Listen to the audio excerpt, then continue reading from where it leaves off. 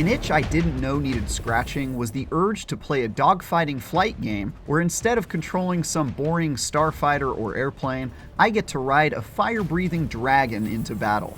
Century Age of Ashes flies in to deliver some magnificent, scaly reptiles torching each other with fire vomit, which always made me laugh hysterically until someone did the same to me. That part was less funny, but still looked cool. It's a bit short-lived due to the tiny number of maps and a glaring balance problem for its main mode, but this free-to-play dragon-centric dogfighter largely succeeds in fulfilling the fantasy of riding atop the most legendary of flying beasts.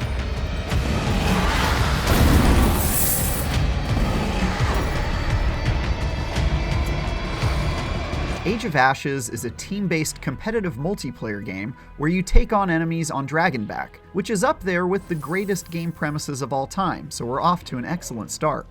Flying around and breathing fire on your rivals is almost never not fun, due in no small part to the excellent flying mechanics and clever level design that has you ducking around castles, flying through tunnel shortcuts, and turning on a dime to give your pursuers the slip like no airplane ever could. There are 3 Dragonrider classes, each with a unique role and set of abilities, though sadly they're not all created equal. My personal favorite, the Windguard, is a support character who can heal and buff her allies and leave a trail of poisonous fog in her wake to harm and blind pesky followers, even if she's a bit underpowered.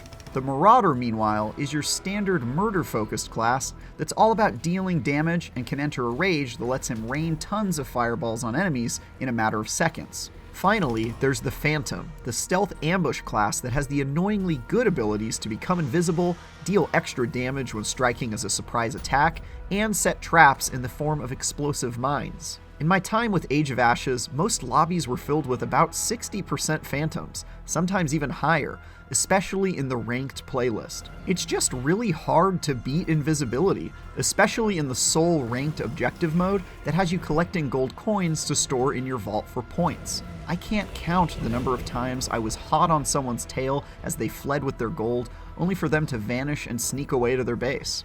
That said, even if the Phantom is irritatingly dominant, all 3 classes are a blast to play, and the variety between them forces you to adapt your playstyle to make the most of each character's unique abilities, especially in the 2 objective-based game modes, where more than brute strength and quick kills is required to claim victory. Speaking of game modes, Age of Ashes has 4 in total: Skirmish, Carnage, Gates of Fire, and Spoils of War, and they all have the potential to be great once the balance is worked out. Skirmish and Carnage are mostly the same in that they're both straight-up street fights where the most kills wins. Only Skirmish is 3v3, while Carnage is the standard size of 6v6. Gates of Fire, on the other hand, is an original take on Capture the Flag, where teams compete to gain control of a flag and carry it through a set of gates before it's stolen and claimed by the enemy team. Success requires much more teamwork, and the back and forth is usually fierce to the very end of each round, since completing a single lap without losing control of the flag to win the round outright is quite hard to pull off.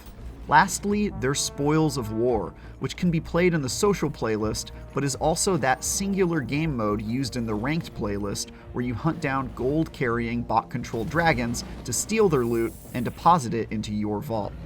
It's a simple enough premise, but made more complex by a bunch of interesting mechanics, like the ability to steal the enemy's vault key so they can't deposit their gold. Or, if you manage to grab a bomb that spawns on the map and carry it to the enemy team's base, you can blow it up, sending their hard-won gold flying all over the place to be stolen. Spoils of War definitely does the heavy lifting in Age of Ashes, as it's got the most depth and strategy involved. But again, it's so tilted toward Phantoms right now that I wouldn't recommend going near it if you prefer a different class.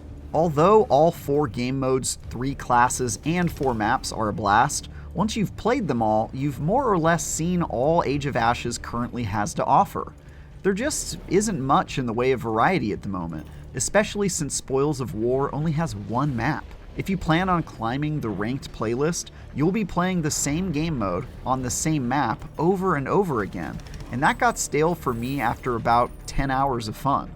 The only other thing to do was repeat the same content to grind out the 100 Battle Pass-like player levels to unlock cosmetics and in-game currency that's used to buy even more cosmetics, and XP boosts.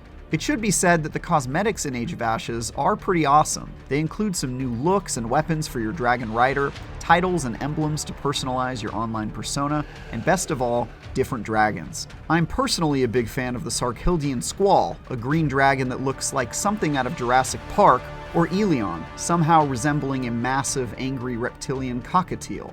Some are unlocked in their adult form via in-game effort, or making a purchase, but the more interesting dragons are acquired as eggs and must be hatched into baby dragons and then cared for into adulthood. Aww.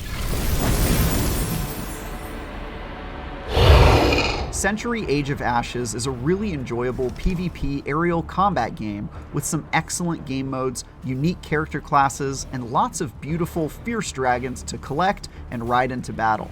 It could benefit from hoarding more content since its handful of maps can become stale after a dozen hours or so, and it desperately needs some balancing tweaks and more options for its ranked playlist to prevent one class from dominating. But it already has the makings of a very strong dogfighting game, with enough dragons to make the Dovahkiin proud.